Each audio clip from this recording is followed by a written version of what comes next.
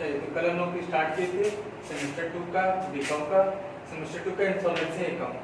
ठीक है, तो कल समझा रहे थे कि इंसॉल्वेंसी क्या होता है, इंसॉल्वेंट क्या होता है। अब इंसॉल्वेंसी जैसे बिजनेसमैन होता है तो हर शहर का अलग अलग शहर में होते हैं, या कोई भी व्यक्ति अलग अलग शहर में अपना बिजनेस करता है, तो जो इंसॉल्वेंसी डिपेंड होता है वो शहर पे डिपेंड होता है। ठीक है, अब इसके लिए क्या बनाया गया, एक्ट बनाया गया। जैसे अब सिंपल सी बात है कि अगर कोई व्यक्ति इंसॉल्वेंट हुआ है, कोई बिजनेसमैन इंसॉल्वेंट हुआ है, तो उसके अंदर बहुत सारे लोग काम कर रहे होंगे। ठीक है, अब जो लोग काम कर रहे होंगे, वर्कर्स हो गए, कुछ ऑफिसर्स कुछ मैनेजर्स वगैरह हो गए और सैलरी रिसीव करने वाले लोग हो गए, तो लोग काम करते हैं। तो अगर एक कंपनी डूब जा रहा है, एक कंपनी खत्म हो जा रहा है, तो क्या उन लोगों को कैसे पैसा मिलेगा।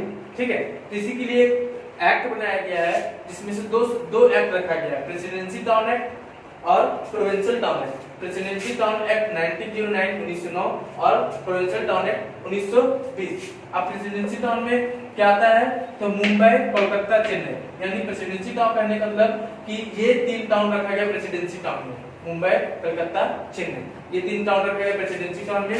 और प्रोविंशियल टाउन एक्ट में किनको रखा गया कि ये तीनों टाउन को छोड़कर बाकी अदर टाउन में अगर कोई बिजनेसमैन इंसॉल्वेंट होता है या कोई कंपनी इंसॉल्वेंट होता है, कोई सिंगल पर्सन इंसॉल्वेंट होता है, तो क्या कर जाएगा, रेस्ट टाउन में चला जाएगा। लेकिन ये जो एक्ट जो एप्लीकेबल है, ये एक्ट किसमें एप्लीकेबल होता है, तो इंडिविजुअल्स कोई अगर इंसॉल्वेंट होता है तो इंडिविजुअल्स फर्म्स या हिंदू अनडिवाइडेड फैमिली फर्म से वो अगर इंसॉल्वेंट होता है तो इस चीज का लागू होता है प्रेसिडेंसी टाउन और प्रोविंशियल टाउन।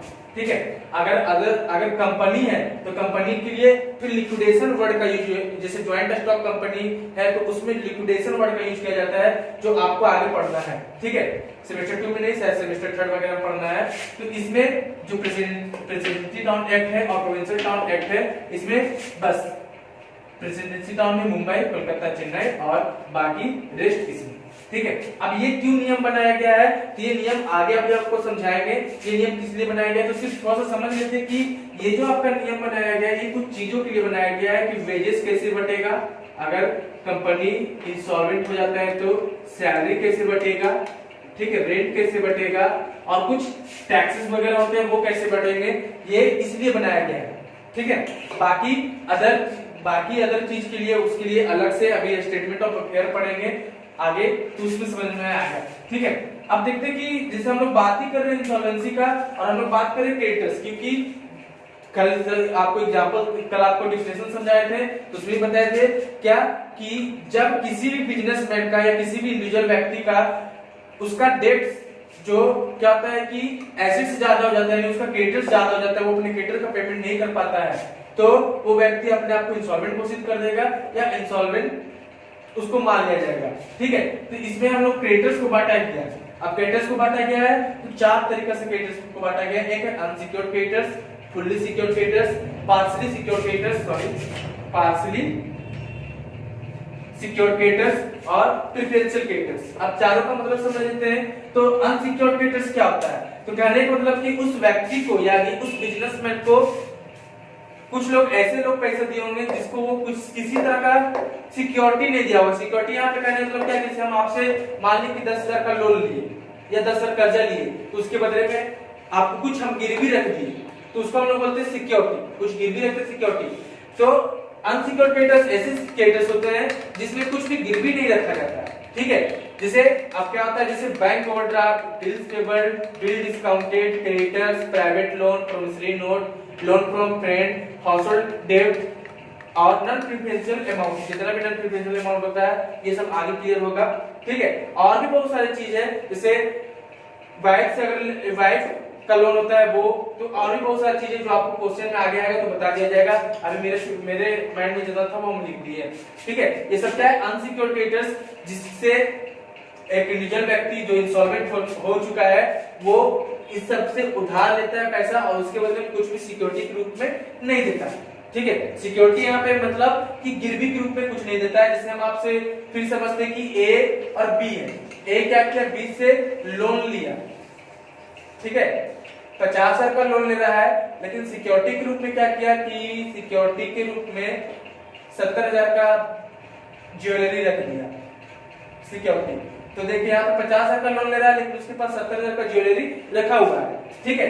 तो ये आपका सिक्योर्ड है, लेकिन ये क्या है, अनसिक्योर्ड है, क्योंकि इसमें कुछ भी नहीं रखा हुआ है, सिर्फ उधार लिया है और कुछ गिरवी के रूप में नहीं रखा है, ठीक है। फुल्ली सिक्योर्ड क्रेडिटर्स क्या होता है, सिंपल सी देख लीजिए कि इसमें सिक्योरिटी क्या होता है, लोन से ज्यादा रहेगा। कहने का मतलब क्या कि मान लीजिए कि लोन लिखे हैं, लोन है 1 लाख रुपए लोन लिए हैं, ठीक है, और जबकि सिक्योरिटी कितना दिए हुए हैं, तो सिक्योरिटी आपको दिए हुए हैं 1.5 लाख रुपए, तो 50,000 एक्स्ट्रा है ना, ठीक है। तो ये आपका क्या है, लोन है 1 लाख का, सिक्योरिटी है 1.5 लाख का। कहने का मतलब कि जिस व्यक्ति से हम ये लिए होंगे सिक्योरिटी देकर, अगर उसको हम पैसा नहीं भी चुकाते हैं, तो उसके पास मेरा कितना का सामान पड़ा हुआ है, 1.5 लाख का सामान पड़ा हुआ है, वो आसानी से अपना 1 लाख वसूल सकता है, ठीक है। पार्शली सिक्योर्ड क्रेडिटर्स क्या होता है, तो पार्शली सिक्योर्ड क्रेडिटर्स में क्या होता है कि इसमें सिक्योरिटी तो रखा हुआ रहता है, लेकिन लोन से कम रहेगा। एग्जांपल के लिए देखते हैं, एग्जांपल के लिए अगर लोन है, लोन लिए 2 लाख का, ठीक है, और सिक्योरिटी है आपका मात्र 1 लाख का। सिक्योरिटी कितना है, 1 लाख का, तो 1 लाख क्या हो गया, कम हो गया, ठीक है।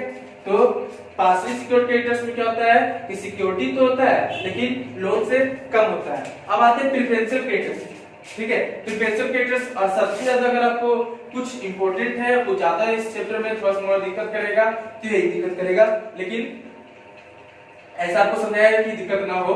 प्रेफरेंशियल क्रेडिटर्स क्या होता है कि जैसे इंसॉल्वेंट हो रहा है व्यक्ति या कोई भी बिजनेसमैन इंसॉल्वेंट हो रहा है, तो सारा क्या होता है, कोर्ट के अंदर होता है, कोर्ट के नियम के अनुसार होता है, एक्ट के नियम के अनुसार होता है। और एक्ट बनाया कौन है, तो गवर्नमेंट के द्वारा बनाया गया एक्ट है। तो गवर्नमेंट का जितना भी बाकी बकाया होता है, सबसे पहले वो अपना पैसा वसूलता है, जिसको हम लोग कहते हैं प्रेफरेंशियल क्रेडिटर। प्रेफरेंशियल क्रेडिटर करने का मतलब कि अगर गवर्नमेंट, अगर कोई व्यक्ति इंसॉल्वेंट हो रहा है, वो सारा अपना एसेट्स बेच दे रहा है, तो बेचने के बाद जो भी पैसा आएगा, तो सबसे पहले किसको मिलेगा, तो प्रेफरेंशियल क्रेडिटर्स को मिलेगा सबसे पहले। उसके बाद अगर कुछ बच जाएगा, तीन लोग को जो बचा हुआ उसको मिलेगा, अदरवाइज नहीं मिलेगा। तो प्रेफरेंशियल क्रेडिटर्स क्या होता है, all types of government tax and act, जितने भी तरह का गवर्नमेंट टैक्स और एक्ट होता है, सबसे पहले वही डिडक्ट होगा, डिडक्ट एज पर काउंटर। जैसे एग्जांपल के लिए वर्कमेंस कंपनसेशन एक्ट, ठीक है, municipal tax, income tax, sales tax, house tax, ये जितना भी टैक्सेस होते हैं या जितना भी आपको गवर्नमेंट के अंदर आता है, और भी बहुत सारी चीज आता है,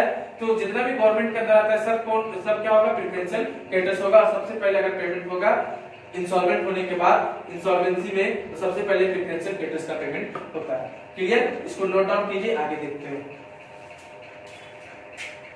चलिए, तो क्या समझा रहे थे कि एक्ट जो बना है वो 2 टर्म के लिए बना है, मतलब एक्ट में 2 टर्म को बांट दिया गया है, एक प्रेसिडेंसी टर्म में बांटा था, प्रोविंशियल टर्म में। और खास करके ये जो बांटा था प्रेसिडेंसी टर्म में और प्रोविंशियल टर्म में, ये खास करके यही 3 चीज के लिए बांटा था, वेजेस, सैलरी, रेंट। कि अगर मान लीजिए कि प्रेसिडेंसी टर्म में कोई बिजनेसमैन इंसॉल्वेंट हो जाता है, तो उसमें अगर काम कर रहा है कोई मजदूर लोग, तो उसको कैसे पैसा दिया जाएगा, ठीक है।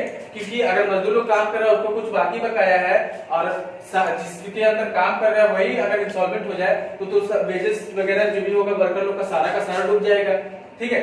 तो उस चीज के लिए कैसे उसको पैसा दिया जाएगा, वर्कर्स लोग को, या फिर जिसको सैलरी मिलता है उसको, उसके लिए कैसे पैसा दिया जाएगा, तो इसी का एक टर्म बनाया गया था, प्रेसिडेंसी टर्म, प्रोविंशियल टर्म। और इसी को हम लोग बोलते हैं, ये प्रेफरेंशियल क्रेडिटर्स के भी अंदर आता है। जितना अमाउंट, समझिएगा कि जितना अमाउंट वेजेस के अंदर और जितना प्रेसिडेंसी टर्म के अंदर, जितना प्रोविंशियल टर्म के अंदर होगा, उसको हम लोग क्या कहेंगे, प्रेफरेंशियल क्रेडिटर्स। अब समझते हैं कि अगर मान लीजिए कि प्रेसिडेंसी टाउन में भी कौन कौन सा बताया, मुंबई, कलकत्ता और चेन्नई, बाकी अदर टाउन कहाँ चले जाता है, इसमें, ठीक है। अगर प्रेसिडेंसी टाउन में है और कोई बिजनेसमैन इंसॉल्वेंट हो जाता है, तो वहां के वर्कर्स लोग को कैसे मिलेगा, तो 100 रुपया मिलेगा, चाहे कितना हो भी उसका मंथली कितना हो, लेकिन मिलेगा कितना, 1 महीना का 100 रुपया मिलेगा। अगर प्रेसिडेंसी टाउन है तो, अगर प्रोविंशियल टाउन है तो 1 महीना का कितना मिलेगा, मात्र 20 रुपया मिलेगा। सैलरी अगर प्रेसिडेंसी टाउन है तो 100 रुपया, और अगर प्रोविंशियल टाउन है तो 20 रुपया, ठीक है। 1 मिनट सैलरी 100 रुपया नहीं, थोड़ा सा मिस्टेक है, सैलरी 300 रुपया। अगर प्रेसिडेंसी टाउन है तो सैलरी 300 रुपया, प्रोविंशियल टाउन में 20 रुपया है, ठीक है। वेजेस भी 20 रुपया प्रोविंशियल टाउन में और सैलरी भी 20 रुपया, लेकिन वेजेस प्रेसिडेंसी टाउन में 100 रुपया करके मिलेगा और सैलरी 300 रुपया करके मिलेगा। अगर रेंट है तो इसमें एक मंथ का, सिर्फ एक मंथ का, ओनली 1 मंथ रेंट, जबकि इसमें रेंट नहीं मिलेगा। कहने का मतलब कि अगर प्रेसिडेंसी टाउन है तो कितना महीना का रेंट बाकी हो, अगर आप प्रेसिडेंसी टाउन के अंदर है, इंसॉल्वेंट हो जाते हैं, जिसके भी घर वगैरह यूज कर रहे हैं या फैक्ट्री वगैरह जिसका भी यूज कर रहे हैं, तो उसको सिर्फ एक मंथ का रेंट मिलेगा। लेकिन अगर आप प्रोविंशियल टाउन के अंदर है और इंसॉल्वेंट हो जाते हैं तो रेंट एक भी रेंट नहीं मिलेगा, चाहे कुछ भी हो जाए। अब थोड़ा सा यहाँ पे नोट लिखा हुआ है, क्या बोलता है कि ये जो रूल है आपका, ये जो रूल है दिवालिया की तिथि से 4 महीने पहले तक लागू होता है। कहने का मतलब क्या समझिएगा कि मान लेते हैं कि हम जो है आज क्या चल रहा है आपका अप्रैल चल रहा है, यानी मान लीजिए हम 30 अप्रैल को इंसॉल्वेंट हुए, 30 अप्रैल को क्या हो गया, हम इंसॉल्वेंट हो गए। अब मेरे अंदर जो भी काम कर रहा था, ठीक है, तो उसका मान लीजिए हम 30 अप्रैल को इंसॉल्वेंट हुए और पिछले हम आपका मान लीजिए कि 2019 से, कब से, नवंबर 2019 से वेजेस रखे हुए हैं, सैलरी रखे हुए, बहुत लोगों का बाकी बकाया रखे हुए हैं, ठीक है। अब नवंबर 2019 से अगर 30 अप्रैल तक आते तो कितना महीना हो जाता है, नवंबर, दिसंबर, जनवरी, फरवरी, मार्च, अप्रैल, 6 महीना हो जाता है ना। तो क्या 6 मंथ का मिलेगा? नहीं, तो क्या मिलेगा कि अब 30 अप्रैल को अगर हम इंसॉल्वेंट होते हैं तो 30 अप्रैल से 4 महीना पैसे पहले चाहिए, तो 1 जनवरी से स्टार्ट होगा, यानी 1 जनवरी से लेकर 30 अप्रैल तक जितना भी बाकी बकाया होगा उतने ही के अनुसार इन सबको वेजेस या रेंट मिलेगा, ठीक है। तो यहाँ पे बता रहे हैं कि जो रूल लागू होता है दिवाली की तिथि से 4 महीना पहले तक लागू होता है, ठीक है। अगर 4 महीना पहले का भी बाकी बकाया रखे हुए तो उससे गवर्नमेंट कुछ नहीं करेगा, जो भी आपके रिलाइज होगा और जो भी आपको पैसा मिलेगा तो 4 महीना के ही मिलेगा, 4 महीना के पहले का नहीं मिलेगा, ठीक है। दूसरा क्या है कि अगर क्वेश्चन में वेजेस या सैलरी व्यक्ति और मंथ दिया रहेगा, वेजेस सैलरी व्यक्ति और मंथ के अनुसार दिया रहेगा, ठीक है, तो हम लोग मंथ तो व्यक्ति के अनुसार वेजेस या सैलरी देंगे। ये चीज थोड़ा सा कंफ्यूजन होगा, लेकिन अभी हम एग्जांपल जब बताएंगे तो ये चीज क्लियर हो जाएगा और थोड़ा सा समझ लेते हैं। जैसे मान लीजिए कि एग्जांपल के लिए कि सैलरी है, ठीक है, सैलरी है 3 मंथ का बाकी, 3 महीने, 1000 सैलरी है, तो 1000 सैलरी है 3 मंथ का है, ठीक है। लेकिन कितना मिलेगा अगर आप प्रेसिडेंसी टाउन है तो सैलरी मिलता है प्रेसिडेंसी टाउन में 300 रुपया करके 3 व्यक्ति का, सॉरी 3 महीना का, 300 × 3 9। लेकिन यहाँ पे साफ साफ लिख दिया है 3 मंथ का सैलरी है, लेकिन पर्सन है 5%, कितना पर्सन है, 5% है, तो सर मंथ भी दिया रहेगा और पर्सन भी दिया रहेगा, तो मंथ के अनुसार नाम मिलकर कैसे मिलेगा, तो 300 × 5 इस तरह से मिलेगा। क्लियर? तो यही यहाँ पे और क्वेश्चन जब बताएंगे तो और अच्छा से क्लियर हो जाएगा। क्योंकि क्वेश्चन में वेजेस और सैलरी व्यक्ति और मंथ के अनुसार दिया हुआ है, तो हम लोग पर्सन के अनुसार लेते हैं, ना कि मंथ के अनुसार। इसको नोट डाउन कर लीजिए, बाकी क्वेश्चन बाद में देखेंगे। आज के लिए यही रहेगा।